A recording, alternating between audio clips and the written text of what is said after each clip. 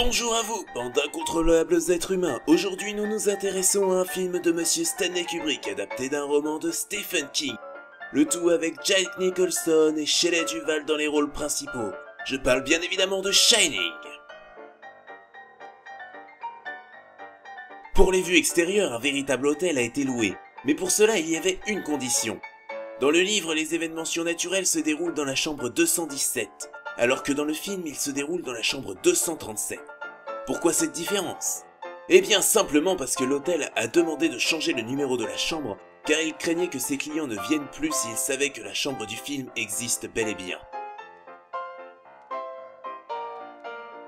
Pour créer les jumelles du film, qui sont un peu angoissantes, Kubrick s'est inspiré d'une photo de Diane Arbus, Identical Twins. Oui, c'est tout.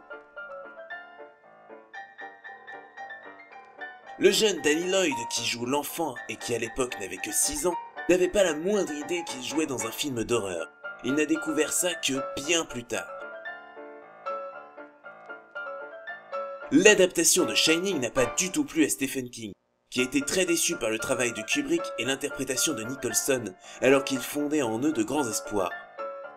Pour lui, le film n'était pas assez proche de son roman. Alors pour remédier à cela, il a participé au remake du film pour la télévision en 1997.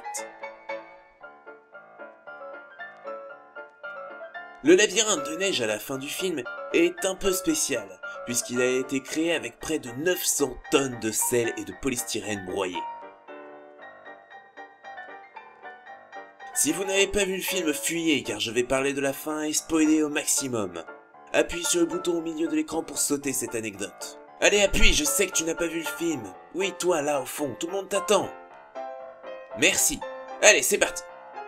Il existe une scène coupée qui survient juste après le plan de Nicholson mort de froid.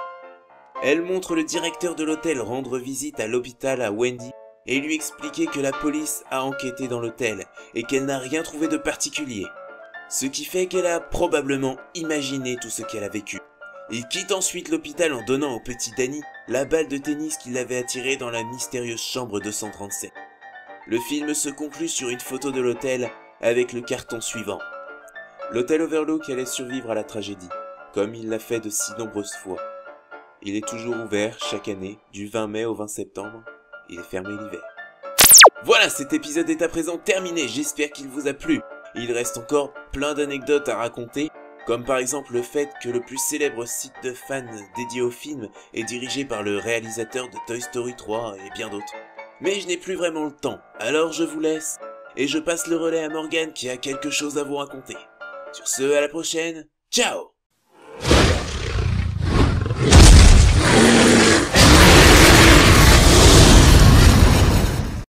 For thousands of years, we thought they were as close as the sun and the moon. Almost close enough to reach out and touch. But now we know just how vast the universe is. The closest star is about 25 trillion miles away. The fastest spacecraft we have today would take more than 10,000 years to get there. To become true citizens of the cosmos, we have to do something that physics says is impossible. We have to travel faster than a beam of light.